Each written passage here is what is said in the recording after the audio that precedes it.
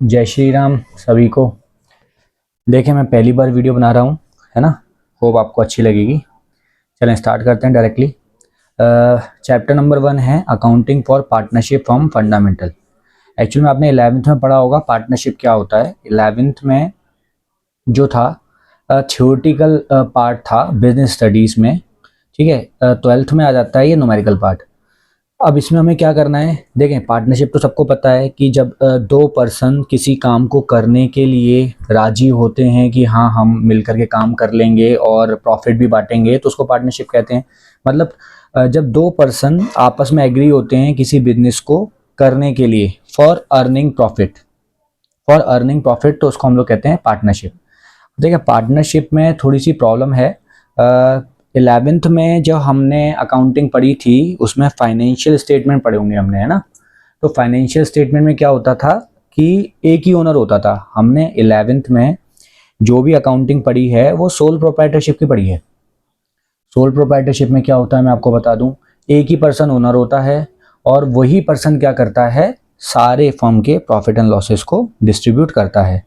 लेकिन पार्टनरशिप में क्या हो जाता है, दो पर्सन इन्वॉल्व हो जाते हैं, तीन हो जाते हैं, चार हो जाते हैं, मतलब दो से ज़्यादा लोग मिलकर के जब काम करेंगे तो वो पार्टनरशिप है, ठीक है। अब हमें क्या करना है, इनके भी अकाउंट्स बनाने हैं। हमें क्या करना है, इनके अकाउंट्स बनाने हैं। तो जब हम इनके अकाउंट्स बनाएंगे तो होता है कन्फ्लिक्ट। जब हम इनके अकाउंट्स बनाएंगे तो होता है कन्फ्लिक्ट। अब इस कन्फ्लिक्ट को सॉल्व कैसे करें, सबसे बड़ी बात तो ये भी है कि कन्फ्लिक्ट होंगे क्यों।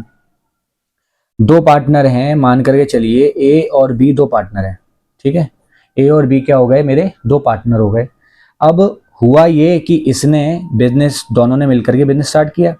दोनों ने सोचा कि चलें बिजनेस स्टार्ट करने के लिए हमें कैपिटल की ज़रूरत है, तो 1 लाख रुपए इसने लगा लिया और 2 लाख रुपए मान लिए इसने लगा लिए, ठीक है। 1 लाख इसने लगा लिया, 2 लाख रुपए इसने लगा लिए।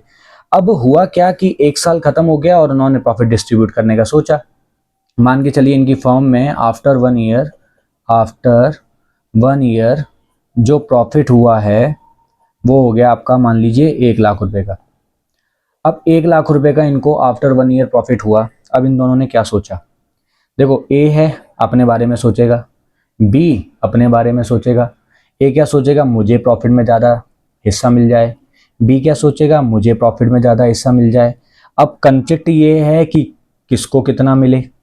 हर कोई बंदा चाहता है कि भैया मुझे प्रॉफिट में ज़्यादा हिस्सा मिलना चाहिए। उसको ये लगता है कि नहीं मैंने मेहनत ज़्यादा करी थी, है ना। तो ये कन्फ्लिक्ट बने रहते हैं।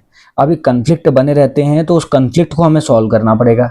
ये कन्फ्लिक्ट कैसे सॉल्व होंगे, तो उस केस में ना हमारे पास दो ऑप्शंस होते हैं कि सबसे पहले तो हमें ये पता हो कि पार्टनरशिप फर्म जो बनाई गई थी ए और बी के बीच में, जो पार्टनरशिप का एग्रीमेंट किया गया था वो एग्रीमेंट कैसा है। हमें सबसे पहले ये देखना पड़ेगा कि एग्रीमेंट कैसा है। देखें, जब भी किसी बिजनेस में ओनर्स बढ़ जाएंगे, ज़्यादा हो जाएंगे, किसी भी फर्म में जब ओनर हमारे बढ़ जाते हैं तो कन्फ्लिक्ट तो पॉसिबल है ही है। एक सीधा सिंपल सा एग्जांपल है, आपने सुना होगा जॉइंट फैमिली और सेपरेट फैमिली। सेपरेट फैमिली हमेशा ही अच्छी मानी जाती है लोगों के नज़रिए से, ठीक है। जॉइंट फैमिली अच्छी नहीं मानी जाती, क्योंकि जितने ज़्यादा लोग एक घर में रहेंगे उतने बर्तन भी गिरेंगे और उतनी ही आपको पता लड़ाई झगड़े भी होते हैं, है ना। तो इसीलिए जितने ज़्यादा बिजनेस के अंदर ओनर बढ़ना चालू हो जाएंगे, ज़्यादा होना चालू हो जाएंगे, उतना ही कन्फ्लिक्ट बढ़ना चालू हो जाएगा। हर कोई बंदा, देखो जितने दिमाग लगाओगे बिजनेस में उतना ही वेरिएशन आएगा। हर किसी का दिमाग एक जैसा काम तो करता नहीं है ना। तो जितने ज़्यादा ओनर, जितने ज़्यादा पार्टनर, उतना ज़्यादा कन्फ्लिक्ट। तो उस केस में हमें ये देखना है कि पार्टनरशिप फर्म जब बनाई जा रही थी पार्टनर्स के बीच में, चाहे वो ए और बी दो पार्टनर हों या 3 हों या 4 हों या 5 हों, ठीक है, कितने भी पार्टनर हों, उसमें आपको ये देखना है कि एग्रीमेंट कैसा था। एग्रीमेंट की दो कंडीशंस हैं, या तो हम एग्रीमेंट ओरल करेंगे या तो हम एग्रीमेंट करेंगे रिटन। अगर हमने ओरल एग्रीमेंट किया है या फिर हमने रिटन एग्रीमेंट किया है, दो ही ऑप्शन है हमारे पास। क्योंकि पार्टनरशिप फर्म का रजिस्ट्रेशन कराना मैंडेटरी नहीं होता है। पार्टनरशिप फर्म का रजिस्ट्रेशन करवाना मैंडेटरी नहीं होता है। तो उस केस में हमारे पास ऑप्शन है, या तो हम ओरल करा लें एग्रीमेंट, अगर हमारा ओरल है, या फिर हमारा एग्रीमेंट रिटन है। अगर हमारा एग्रीमेंट ओरल है तो उस केस में हम क्या करते हैं, आपस में डिस्कस कर लेते हैं कि भैया हाँ हम दोनों पार्टनरशिप करेंगे, ए और बी ने कहा हम दोनों पार्टनरशिप करेंगे और हमारे ये रूल्स हैं, बात खत्म हो जाएगी। ओरल में हमें कुछ करने की जरूरत नहीं होती, आपस में ही हम लोग एक दूसरे की डिस्कशन के साथ में पार्टनरशिप फॉर्म ओपन कर लेते हैं। लेकिन दिक्कत कहाँ आती है, जहां पर हमारा रिटर्न रिटन एग्रीमेंट है। जब रिटन एग्रीमेंट होता है हमारा, तो एक डॉक्यूमेंट प्रिपेयर होता है। क्या प्रिपेयर होता है? एक डॉक्यूमेंट प्रिपेयर होता है जिसको हम लोग कहते हैं partnership deed. Partnership deed, partnership deed, ठीक है। अगर अगर हमने रिटन डॉक्यूमेंट प्रिपेयर किया है, मतलब रिटन एग्रीमेंट है हमारा, तो उस केस में एक डॉक्यूमेंट प्रिपेयर होता है पार्टनरशिप डीड। अभी जो पार्टनरशिप डीड होती है ना, ये बहुत हेल्प करती है पार्टनर्स के बीच में कन्फ्लिक्ट को रिजॉल्व करने में। पार्टनरशिप डीड क्या होता है कि भैया जब फर्म बनाई गई थी, ए और बी ने रजिस्ट्रेशन करवाया, तो एक रिटन डॉक्यूमेंट साइन कर लिया था जिसमें उन्होंने सारी इंफॉर्मेशन लिख दी, लाइक कि कौन कौन पार्टनर रहने वाला है, उनके नाम क्या क्या हैं, वो कहाँ पर रहते हैं, कितना कैपिटल लगाते हैं, ठीक है, कितना प्रॉफिट शेयरिंग रेशियो लेंगे, अगर कोई पार्टनर कैपिटल दे रहा है तो कितनी कैपिटल देगा, और किसी को अगर सैलरी देनी है तो कितनी देनी है, कमीशन वगैरह के, मतलब ओवरऑल जितने भी पॉइंट्स लगता है हमें कि कन्फ्लिक्ट हो सकता है, वो सारे हम लोग पार्टनरशिप डीड में पहले से ही लिख देते हैं, जिससे फ्यूचर में कन्फ्लिक्ट ना हो, जिससे फ्यूचर में कन्फ्लिक्ट ना हो।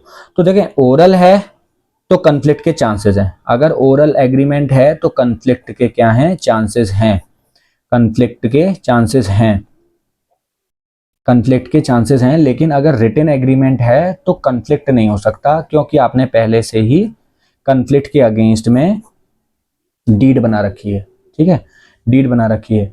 तो अगर ओरल है तो कन्फ्लिक्ट पॉसिबल है, अगर रिटन एग्रीमेंट है तो कन्फ्लिक्ट होने के चांसेस नहीं होते, क्योंकि हमारे पास डीड है।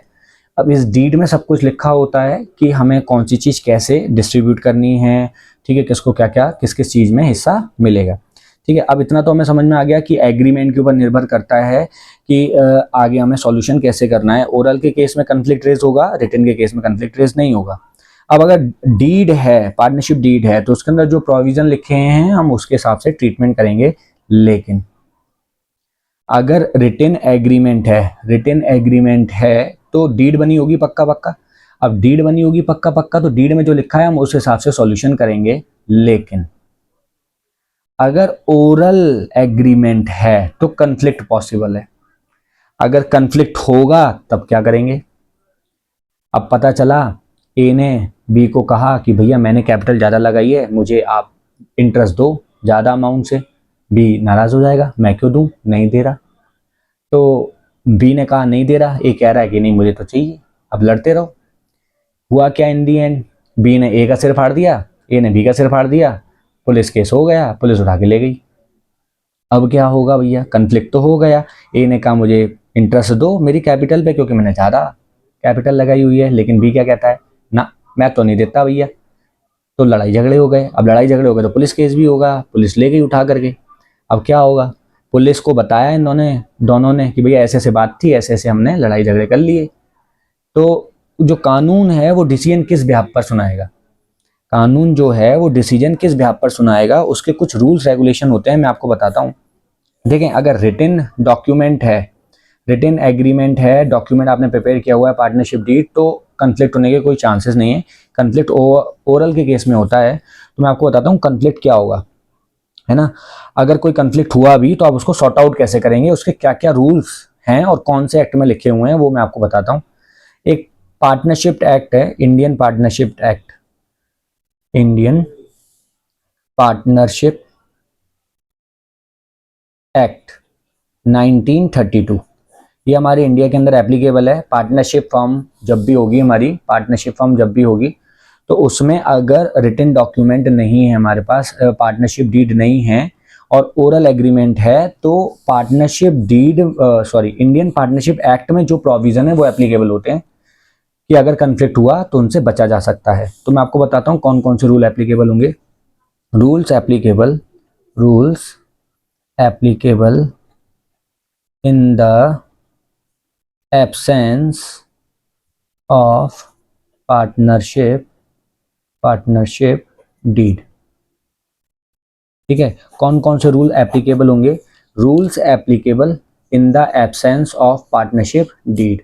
कौन कौन से रूल एप्लीकेबल होंगे अगर पार्टनरशिप डीड नहीं है उस केस में? Point number first, profit sharing ratio will be equal. Profit sharing ratio will be equal, will be equal, profit sharing ratio will be equal। Point number first था ये। Point number two, no interest on capital is allowed. Point number three, no interest on drawing is charged. Point number four है हमारा, interest on loan is allowed at the rate 6% per annum. Point number five है हमारा, no salary oblique no commission is allowed to any partner। और point number six है हमारा, six and last point है हमारा, no admission without the consent of all partners. Total ये 6 points हैं। ये 6 पॉइंट्स हमें याद रखने हैं। ये कब एप्लीकेबल होते हैं मैं आपको पहले बता दूं। ये पॉइंट्स कब एप्लीकेबल होते हैं? जब हमारा एग्रीमेंट ओरल होगा और कन्फ्लिक्ट होगा। अगर कन्फ्लिक्ट नहीं हुआ, एग्रीमेंट हमारा ओरल ही है लेकिन कन्फ्लिक्ट नहीं हुआ, तो फिर ये वाले रूल्स हमें इम्प्लीमेंट करने की जरूरत नहीं है। ये कहावत होगी ना, सुनी होगी आप लोगों ने, जब मियाँ बीवी राजी तो क्या करेगा काजी। जब मियाँ बीवी राजी हैं, मतलब कोई लड़ाई झगड़े नहीं है, तो फिर हमें कोई रूल्स इंप्लीमेंट करने की जरूरत नहीं होती है। लेकिन कन्फ्लिक्ट रेज होगा तभी ये वाले सारे पॉइंट्स लगेंगे, वो भी ओरल के केस में वैलिड है, रिटर्न के केस में वैलिड नहीं है। क्यों नहीं है? क्योंकि डीड है और डीड में जो लिखा होगा हम वही वाले वो रूल इंप्लीमेंट करेंगे। हाँ, अगर कोई ऐसा रूल है जो डीड में नहीं लिखा है, रिटर्न एग्रीमेंट था डीड में नहीं लिखा है, तब हम दोबारा से इसी रूल्स के ऊपर जाएंगे। एक बार बता देता हूँ, जैसे मान लीजिए ए और बी दो पार्टनर हैं, ओरल एग्रीमेंट किया था और कोई प्रॉफिट शेयरिंग रेशियो उन्होंने डिसाइड नहीं किया, तो फ्यूचर में जितना भी प्रॉफिट होगा उनको इक्वल इक्वल बांटना पड़ेगा और कोई लड़ाई झगड़े की बात नहीं है इसके अंदर। No interest on capital is allowed. कोई भी पार्टनर, जैसे यहाँ पर ए कह रहा था कि मैंने ज़्यादा कैपिटल लगाई है, लाओ जी लाओ मुझे इंटरेस्ट दे दो, बी राजी नहीं था, तो हम कोई भी इंटरेस्ट ऑन कैपिटल किसी पार्टनर को नहीं देंगे, कोई भी इंटरेस्ट ऑन कैपिटल किसी पार्टनर को नहीं देंगे। No interest on drawing is charge. अगर किसी पार्टनर ने फर्म में से कोई पैसा अपने पर्सनल पर्पस के लिए, किसी भी पार्टनर ने फर्म में से कोई भी पैसा अपने पर्सनल पर्पस के लिए निकाल लिया है, तो उसके ऊपर फर्म द्वारा कोई भी इंटरेस्ट चार्ज नहीं किया जाएगा। चार्ज का मतलब होता है काट लेना और अलाउड का मतलब होता है देना। तो आईओसी पार्टनर को दी जाती है और IOD interest on drawing partner से ली जाती है, इसलिए चार्ज लिखी है। Interest on loan is allowed at the rate of 6% per annum. कहता है जो इंटरेस्ट ऑन लोन है जो पार्टनर ने फर्म को दिया है, इंटरेस्ट ऑन लोन जो है, जो पार्टनर ने फर्म को लोन दिया है, उसके ऊपर इंटरेस्ट 6% से कंपनी को अलाउ करना पड़ेगा उस पार्टनर को जिस पार्टनर ने लोन दिया है। 6% पर एनम मतलब अगर 3 महीने के लिए किसी ने लोन दिया है तो उसको 3 महीने का इंटरेस्ट दिया जाएगा। किसी ने 6 महीने के लिए लोन दिया है तो उसको 6 महीने का इंटरेस्ट दिया जाएगा। मतलब ये 6% साल की इंटरेस्ट रेट है, हमें प्रपोर्शन करके निकालना पड़ेगा। किसी पार्टनर को कोई सैलरी नहीं दी जाएगी, कोई कमीशन नहीं दी जाएगी किसी भी पार्टनर को, जब तक सारे पार्टनर राजी नहीं होंगे। No admission without the consent of all the partners. जब तक सारे पार्टनर्स राजी नहीं होंगे तब तक किसी भी नए पार्टनर को एडमिशन फर्म के अंदर नहीं मिल सकता। जब तक सारे पार्टनर राजी नहीं होंगे तब तक किसी नए पार्टनर को फर्म के अंदर एडमिशन नहीं मिल सकता। ये आपके बेसिक रूल्स हैं। अगर पार्टनरशिप डीड नहीं है, ओरल एग्रीमेंट है, तो हमें ये रूल एप्लीकेबल करने होते हैं। इसको बेहतर समझने के लिए मेरे पास एक क्वेश्चन है, 2 क्वेश्चन करवाता हूँ तो आपको समझ में आएगा कि कैसे क्या करना है। ठीक है, देखते हैं क्वेश्चन, देखते हैं। देखिए क्लियरली विजिबल होगा आई गेस। ठीक है, मैं पढ़ के सुनाता हूँ। Chapter number 1, accounting for the partnership firm fundamental. ठीक है, एक क्वेश्चन है, अमर, करण और Charu are the partners in a firm and they do not have the partnership agreement और द डीड। 3 पार्टनर हैं, अमर, करण और चारू। अमर, करण और चारू 3 पार्टनर हैं और उनके बीच में कोई पार्टनरशिप एग्रीमेंट नहीं है, कोई डीड नहीं है। तो मुझे लगता है कि ये जो मैंने आपको बताया था ये वाले रूल इंप्लीमेंट हो जाएंगे। साफ साफ लिखा है कि कोई रिटन डॉक्यूमेंट या पार्टनरशिप डीड नहीं है, ओरल एग्रीमेंट माना जाएगा, तो कन्फ्लिक्ट होना पॉसिबल है। देखते हैं क्या करना है आगे। ठीक है, देखिए, partners in a firm and they do not have the partnership deed और the agreement. Point number first, Amar had invested more capital than the other partners. Amar had invested more, Amar मतलब पहला वाला पार्टनर। अमर कौन है? पहला वाला पार्टनर, और उसने कैपिटल ज़्यादा लगाई है अदर पार्टनर्स के कंपैरिजन में, and ask for the interest on capital eight the rate of 10% per annum. और उसने डिसाइड किया कि मुझे आईओसी चाहिए 10% पर एनम से, लेकिन but Karan and Charu do not agree with him. कहता है करण और चारू राजी नहीं हैं कि अमर को 10% पर एनम से आईओसी दिया जाए। कन्फ्लिक्ट रेज हो गया। पहला वाला पार्टनर कह रहा है कि मुझे चाहिए 10% पर एनम से इंटरेस्ट ऑन कैपिटल, लेकिन दूसरे और तीसरा पार्टनर क्या कह रहे हैं कि नहीं, हम नहीं चाहते कि इसको मिले। तो उस केस में क्या होगा? डीड भी नहीं है, तो जो रूल्स मैंने आपको अभी थोड़ी देर पहले बताए थे वो एप्लीकेबल होंगे। किसी भी पार्टनर को कोई आईओसी नहीं दिया जाएगा। मैं आपको दिखाता हूँ, अगर कन्फ्लिक्ट रेज होगा तो साफ साफ लिखा है no interest on capital is allowed, no interest on capital is allowed. तो जो हमारा सॉल्यूशन होगा वो क्या होगा, देखते हैं जरा। सॉल्यूशन होगा पॉइंट क्वेश्चन नंबर 1 का point number first, no IOC, interest on capital कहते हैं आईओसी को, इज अलाउड टू एनीवन। वैसे हम यहाँ पर भी छोड़ सकते थे नो आईओसी इज अलाउड, तो भी हमारा काम बन जाता क्योंकि पार्टनरशिप डीड नहीं है। अब पॉइंट नंबर 2 की बात करते हैं। Karan devotes more time in handling the business and demands a salary of ₹5,000 per month. Karan devotes more time in handling, Karan पहले है कौन? दूसरा वाला पार्टनर। इसने क्या किया? ज़्यादा समय लगाया है बिजनेस के अंदर, ये ज़्यादा समय लगा रहा है बिजनेस के अंदर, बिजनेस को हैंडल करने के लिए, और कह रहा है कि मुझे सैलरी चाहिए 5,000 रुपये पर मंथ के हिसाब से। दूसरा वाला पार्टनर मांग रहा है सैलरी दे दो। अमर और चारू क्या कह रहे हैं कि नहीं भैया, हम राजी नहीं है देने के लिए। तो क्या करेंगे? अभी भी मैंने बताया था सैलरी का कोई प्रोविजन है क्या? बिल्कुल है, no salary is allowed to any partner. तो आंसर क्या आएगा? No salary is allowed to Karan, Karan को कोई भी सैलरी अलाउ नहीं की जाएगी। Point number 3, Charu demands interest on loan of ₹15,000 given by her at the rate of 12% per annum.